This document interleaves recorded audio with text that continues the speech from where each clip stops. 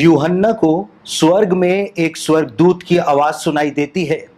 और वो स्वर्गदूत यूहन्ना से कहता है कि यहां पर आ और देख। आज हम प्रकाशित वाक्य के 6 अध्याय के ऊपर अपना ध्यान केंद्रित करने जा रहे हैं और हम इस बात को देखेंगे कि प्रकाशित वाक्य के 6 अध्याय में जब यीशु ने उस स्क्रॉल की एक एक मुहर को तोड़ना शुरू किया तो पृथ्वी के ऊपर कौन कौन सी आफतों ने आना शुरू कर दिया और उन मुहरों के टूटने का रहस्य यूहन्ना ने क्या प्रकाशित वाक्य के 6 अध्याय में बताया है, उन सब बातों के ऊपर हम अपना आज ध्यान केंद्रित करेंगे और एक बहुत ही एक्साइटिंग लेसन जो है वो आज आप इस समय सीखने जा रहे हैं।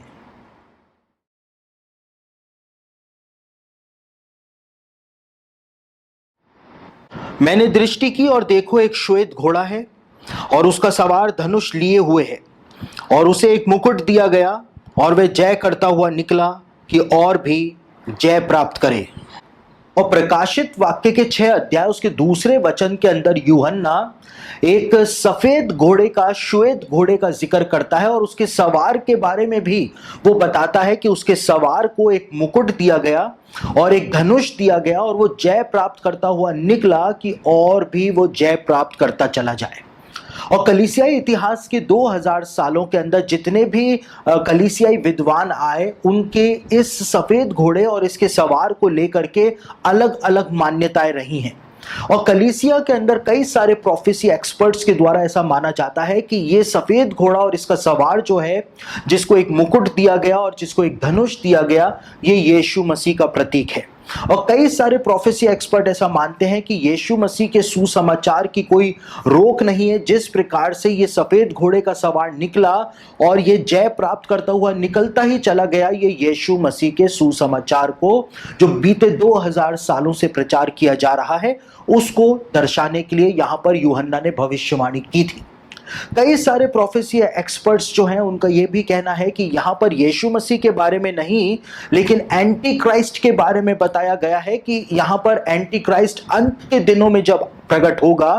तो किस प्रकार से एंटी क्राइस्ट पूरी दुनिया के ऊपर अपना शासन कायम करेगा, पूरी दुनिया के ऊपर विजय कायम करके शैतान की उपासना लोगों से कराया करेगा। उस बात को यहां पर बताया गया है। और देखिए, प्रकाशित वाक्य के अंदर ये 4 घुड़सवार जो हैं, इनके ऊपर कोई भी दावे के साथ नहीं कह सकता है कि उसका ही इंटरप्रिटेशन जो है, उसकी ही व्याख्या जो है वो बिल्कुल सही है, क्योंकि यूहन्ना ने बहुत ही ज्यादा क्रिप्टिक लैंग्वेज के अंदर, घुमाने वाली भाषा के अंदर इन बातों को लिखा है। और भविष्यवाणियां जब तक पूरी नहीं हो जाएं तब तक कोई भी इस बात को नहीं बोल सकता है कि भविष्यवाणियां जो हैं वो किस प्रकार से पूरी होंगी।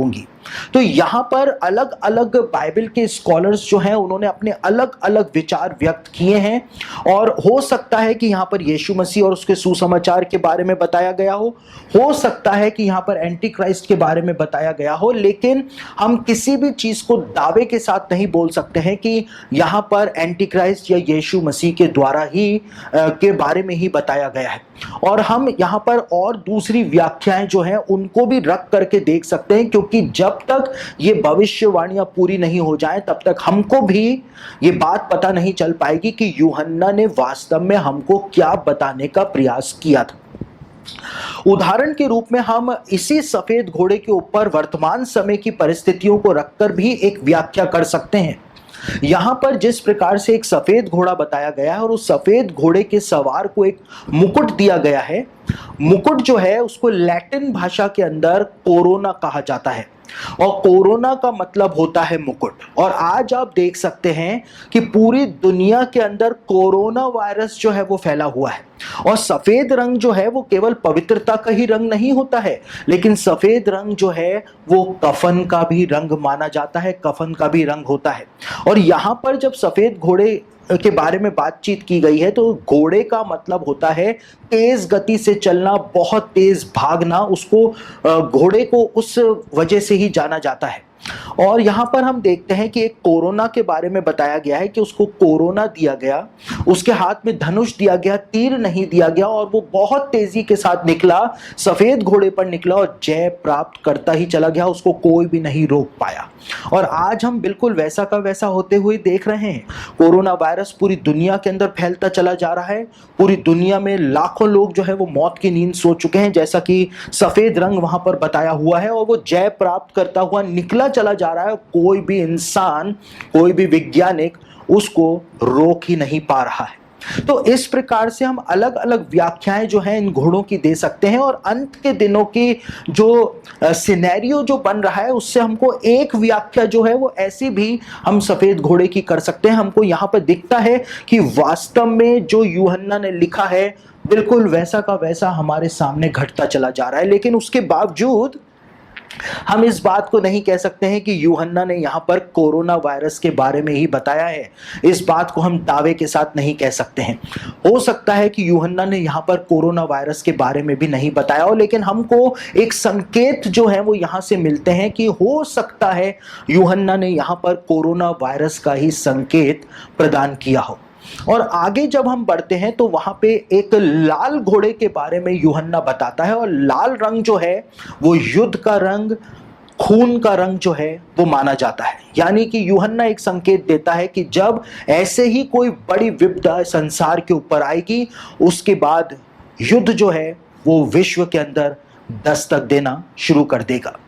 यूहन्ना प्रकाशित वाक्य के 6 अध्याय में आगे कहता है, जब उसने दूसरी मुहर खोली तो मैंने दूसरे प्राणी को यह कहते सुना, आ। फिर एक और घोड़ा निकला जो लाल रंग का था। उसके सवार को यह अधिकार दिया गया कि पृथ्वी पर से मेल उठा ले, ताकि लोग एक दूसरे को वध करें, और उसे एक बड़ी तलवार दी गई। यूहन्ना ने प्रकाशित वाक्य के 6 अध्याय में इस बात को बताया है कि जब वो सफेद घोड़े का सवार जय प्राप्त करता हुआ निकलता चला जाएगा और उसको कोई भी रोक नहीं पाएगा, तो उसके पीछे पीछे लाल घोड़े का सवार आएगा। और लाल घोड़े के सवार को जिस प्रकार से सफेद घोड़े के सवार को एक मुकुट और एक धनुष दिया गया था, उसी प्रकार से लाल घोड़े के हाथ में एक बहुत बड़ी तलवार जो है वो उसको दी गई है, ताकि लोग आपस में एक दूसरे को मारें, एक दूसरे का वध करें, और पृथ्वी के ऊपर युद्ध जो है वो फैल जाए। यहां पर हम देखते हैं कि पूरे विश्व के अंदर एक बहुत बड़े और भयानक विश्व युद्ध की भविष्यवाणी जो है वो यूहन्ना ने प्रदान करी थी 2000 साल पहले। और सबसे बड़ी बात जो यहां पर बताई गई है, आप देख सकते हैं कि लाल घोड़े का जिक्र किया गया है, और ये कलीसिया इतिहास के 2000 सालों में सबने इस बात को माना है कि लाल घोड़े का मतलब ही यह है कि यूहन्ना ने युद्ध के बारे में यहाँ पर भविष्यवाणी दी है। और इसको लेकर के विद्वान जो है वो बटे हुए नहीं हैं। लेकिन ये लाल घोड़े का जो सवार है और ये लाल घोड़ा जो है, इसको हम आज के सिनेरियो के अंदर भी देख सकते हैं। जबकि हम इस बात को मान रहे हैं कि हम अंत के दिनों में अपना जीवन व्यतीत कर रहे हैं, तो हम आज के सिनेरियो में भी इसको देख सकते हैं। देखिए यहाँ पे लाल घोड़े के बारे में बताया गया है, और आज पूरी दुनिया के अंदर रेड आर्मी की बात की जाती है। और रेड आर्मी का मतलब होता है रशिया, और रेड आर्मी का मतलब होता है चाइना। और आज हमारे समय में पूरी दुनिया के अंदर जो सबसे ज्यादा विवाद जो है, सबसे ज्यादा युद्ध के लिए जो लोगों को, देशों को उकसाने वाला देश जो है वो चाइना बनता चला जा रहा है, चीन बनता चला जा रहा है। और यहाँ पर लाल रंग की ही बात बताई गई है, यानी कि यूहन्ना ने एक संकेत प्रदान किया है कि वो युद्ध जो होगा जिसके बारे में प्रकाशित वाक्य के 6वें अध्याय के अंदर बताया गया है, वो युद्ध जो होगा वो लाल रंग के जो देश हैं उनके द्वारा ही वो युद्ध जो है वो उत्पन्न किया जाएगा, या उस युद्ध को उनके द्वारा ही भड़काया जाएगा। आज चीन के भारत जैसी महाशक्ति के साथ मतभेद चल रहे हैं, चीन के अमेरिका जैसी सुपर पावर के साथ मतभेद चल रहे हैं, चीन जो है उसके ब्रिटेन के साथ, और कोरोना वायरस की वजह से तो पूरी दुनिया के साथ ही चीन के मतभेद जो हैं वो आज उत्पन्न हो गए हैं। और पूरी दुनिया जो है उसके पीछे चीन जो है कहीं ना कहीं पैसा लगा करके या कुछ भी करके चीन जो है वो दुनिया को परेशान करने में लगा हुआ है। और यहां पर भी लाल रंग की ही बात बताई गई है। हो सकता है कि यह संकेत यूहन्ना ने प्रदान किया हो कि अंतिम युद्ध जो होगा या जो थर्ड वर्ल्ड वॉर जो होगा वो शायद चीन ही उस युद्ध का सूत्रपात करेगा या चीन ही उस युद्ध का कारण बनेगा। हो सकता है यूहन्ना ने इस बात को यहां पर बताया हो।